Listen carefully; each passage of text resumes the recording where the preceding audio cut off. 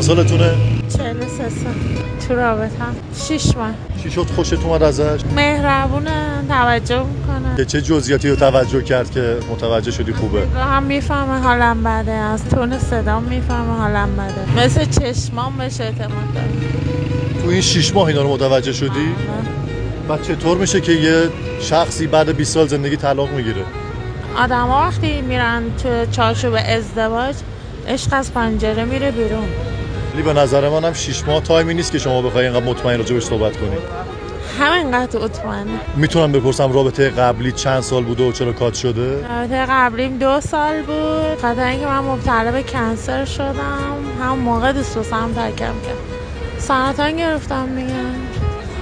متاسفم. جواب آزمایش اومد، دوست واسم ترکم کرد.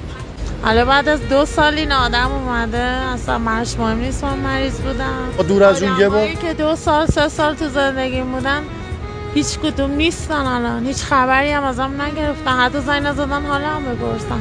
آدمی که 6 ماه اومده داره تمام تلاششو میکنه فقط من بخندم. من پزشکم گفت من تلاشم میکنم ولی امیدی نیست. من جلسه سوم شیمی درمانی سبلان رو فتح کردم.